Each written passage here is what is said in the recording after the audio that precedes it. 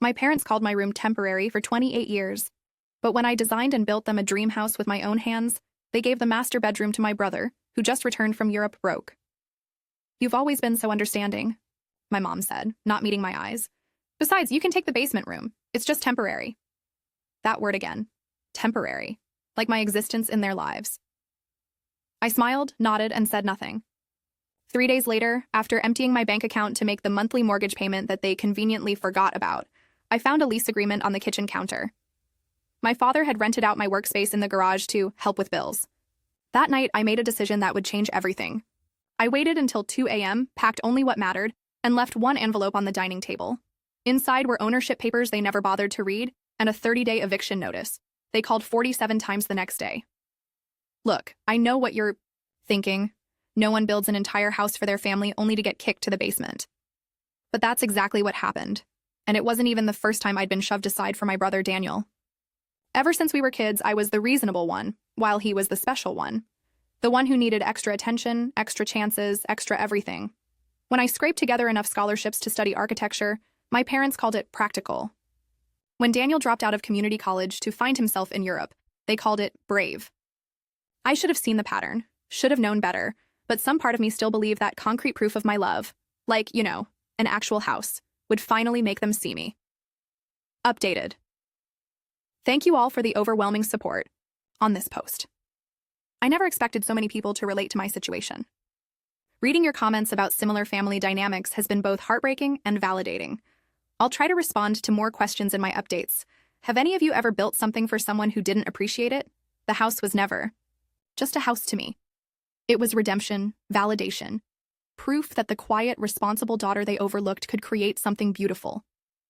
I spent 5 years on that project, drafting plans at night after my day job, negotiating with contractors during lunch breaks, and physically helping with construction on weekends. My hands were constantly calloused, my back permanently sore, but every brick felt like a message. See me. Value me. Love me. The idea started when their old place needed major repairs. The foundation was cracking, the roof leaked, and the electrical system was a fire waiting to happen. "We'll just have to make do," my mother had sighed, sitting at their ancient kitchen table. My father had nodded grimly, adding, "Maybe in another 5 years we can think about moving." That night, I stayed up until 3 a.m. sketching the first draft of what would become their dream home. When I showed them my plans, their reactions were typically unbalanced. My mother cried, hugging me awkwardly before quickly mentioning how excited Daniel would be when he eventually comes home. My father studied the blueprints with suspicious eyes before asking, "How much will this cost us?" When I explained I'd cover the initial costs with my savings and a construction loan in my name, he frowned. "We can't let you do that," he said, not sounding particularly convinced of his own objection. "It's an investment," I explained, having anticipated their token resistance. "I'll live there too, and we can all share the mortgage. It'll still be cheaper than fixing the old house."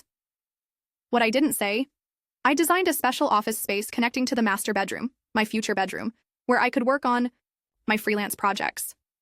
I'd planned a reading nook with perfect natural lighting. I'd carefully selected every fixture, every finish, designing a space that would finally be mine. For 5 years, that house consumed me. I drained my savings account, maxed out my credit cards, took on extra design jobs, and even learned basic plumbing to save on contractor costs. The few friends I had gradually stopped calling as I canceled plans time after time. My last relationship ended when Jake got tired of competing with a pile of lumber and blueprints. But I didn't care. Every sacrifice felt worth it when I imagined finally having somewhere permanent, somewhere I belonged. My colleague Alex was the only one who saw what was happening.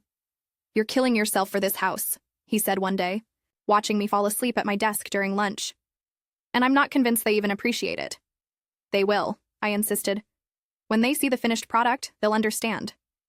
Alex gave me that look, eyebrows raised, lips pressed into a thin line, but didn't argue. Later, he slid a job posting across my desk, a senior architect position at his friend's firm in Seattle. "Just in case," he said. I tucked it into my desk drawer and forgot about it. The house was finally completed in April. 3 bedrooms, 2.5 baths, an open-concept kitchen that flowed into a living room with vaulted ceilings, and my perfectly designed master suite. We moved in on a Saturday. My parents oohed and awed over each room, my mother actually crying when she saw the farmhouse sink she'd always wanted. My father clapped me on the shoulder, the closest he ever came to a hug, and said, "You did good, kid." For one perfect week, I thought I'd finally done enough. Then Daniel called from the airport. He needs a fresh start, my mother explained, in that placating tone she only used when she knew she was being unreasonable. He's had such a difficult time abroad. I stared at her, feeling like I was suddenly speaking a different language. But that's my room. I designed it. For me. Well, technically, honey, the house is in all our names. This wasn't remotely true. The mortgage, the loan, the deed, all of it was solely in my name, a fact they conveniently ignored. And Daniel really needs his own space right now. He's going through a lot. What Daniel was going through was the predictable consequence of spending 3 years burning through his trust fund, the one I never got, while pretending to start a business in Berlin. The business had failed, shocking, and now he was back, supposedly to regroup, without a penny to his name or a hint of shame. The basement room is perfectly nice, my father chimed in, not looking up from his newspaper. It's just temporary, until Daniel gets back on his feet. There it was again. Temporary. Just like my temporary childhood bedroom, which had stained carpet and mismatched furniture while Daniel's room got remodeled twice. Just like my temporary college housing situation, where I worked 2 jobs to pay rent while they covered Daniel's off-campus apartment. Just like my temporary status in their lives, always present, always helping, always invisible, I should have argued. Should have pointed out that I'd designed that master suite specifically for myself, with the connected home office for my freelance projects. That I'd hand-selected the paint color, the hardwood flooring, the exact placement of every electrical outlet. That I was the one making the mortgage payments because they conveniently forgot each month, claiming Social Security wasn't covering everything they needed. Instead, I did what I always did. I nodded. I helped move my carefully arranged furniture to the damp basement. I smiled when Daniel arrived that evening, tanned and laughing, dropping his expensive luggage in my room before giving me a half-hearted hug that smelled like airport cologne. "Thanks for holding down the fort, sis," he said, as if I'd been house-sitting rather than building the entire damn structure. "Mom says you did some of the design work yourself. Cool." Some of the design work? I had personally drafted every inch of that house, revised the plans 17 times, and physically helped install the kitchen backsplash. That night, I lay on the squeaky futon in the basement, staring at the unfinished ceiling, listening to Daniel's footsteps overhead. In my office, my bedroom, my carefully designed space. Something shifted inside me, a tectonic plate moving after years of pressure. This wasn't just another slight. This was my breaking point. The next morning, I quietly checked my bank balance. Dangerously low after covering the latest mortgage payment. Then I checked the property records online, confirming what I already knew. The house was legally, solely mine. Despite my parents' convenient fiction about shared ownership, I'd never added their names to any documentation. It had seemed unnecessary. At the time, we were family, after all. For 3 days, I watched and waited.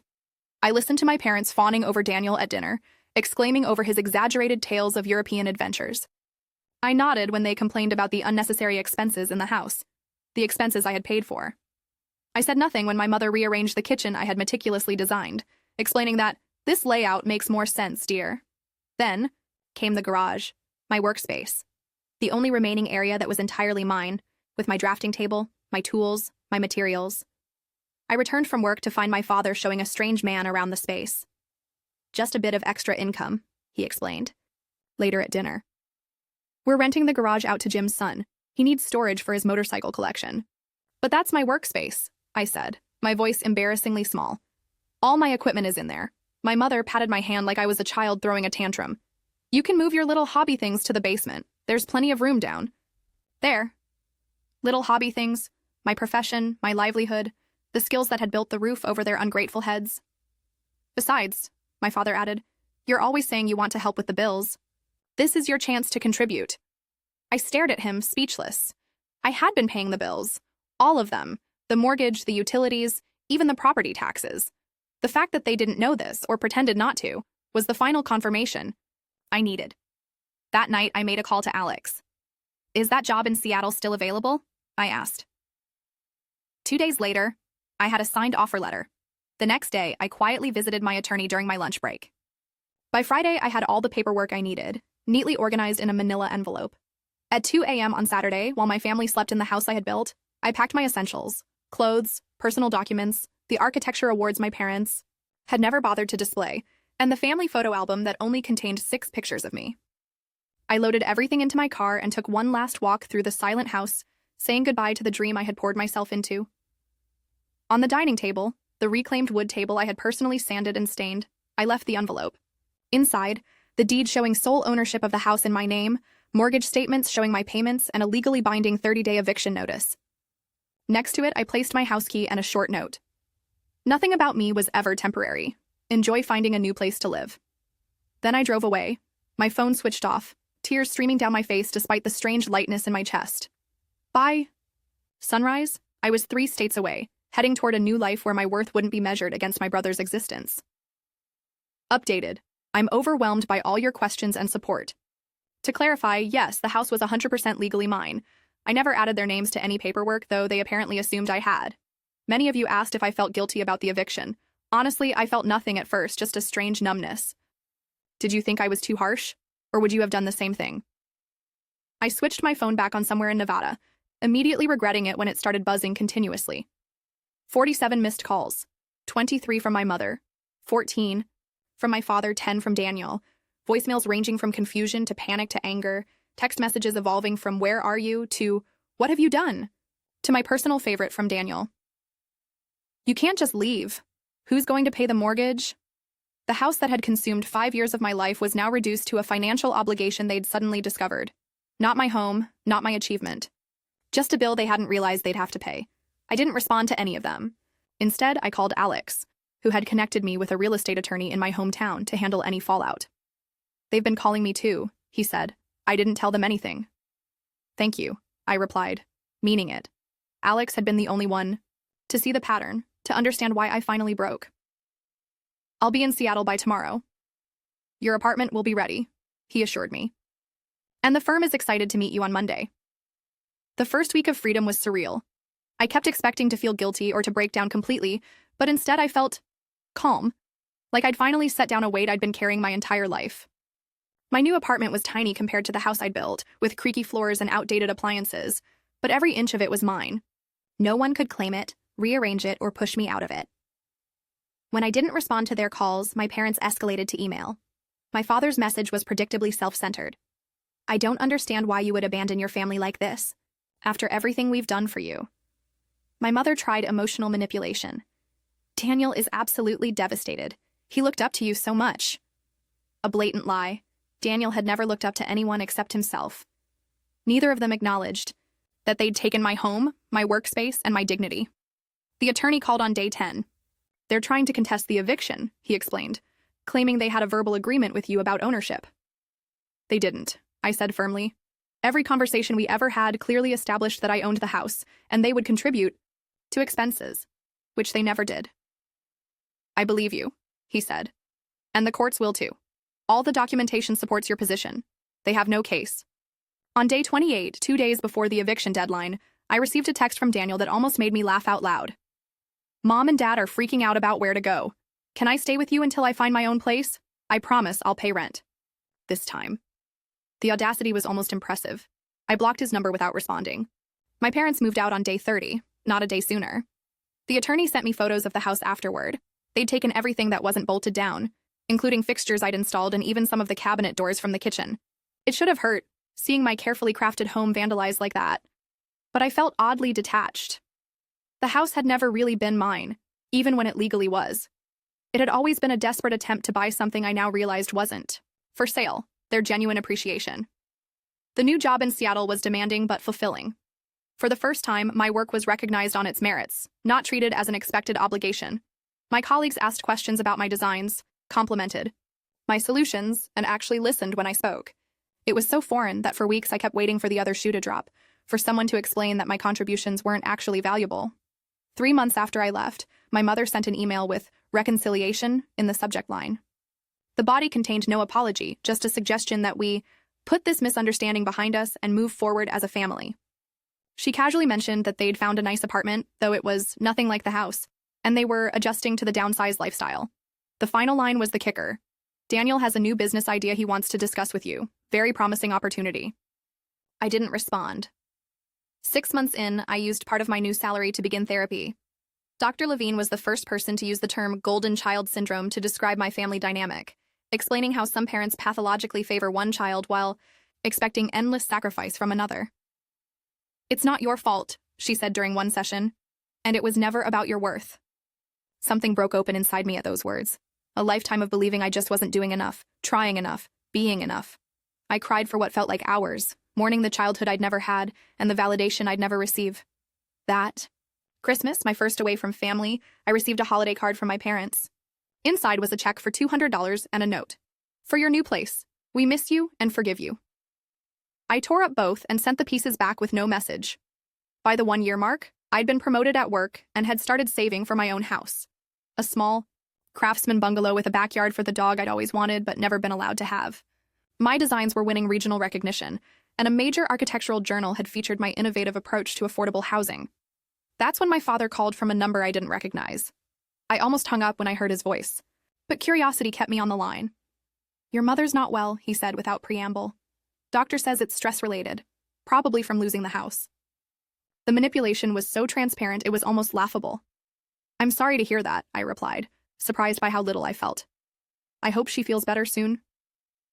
We could really use some help with the medical bills, he continued, as if I hadn't spoken. And Daniel's new venture hasn't quite taken off yet. Of course it hadn't. Daniel's ventures never did. I can't help you, I said simply. Can't or won't, he snapped, the facade of concern instantly evaporating. After everything we did for you, this is how you repay us? By turning your back when we need you? A year ago, those words would have gutted me. Now they just confirmed what I already knew. What exactly did you do for me, Dad? I asked quietly. Name one thing that wasn't followed by taking something away.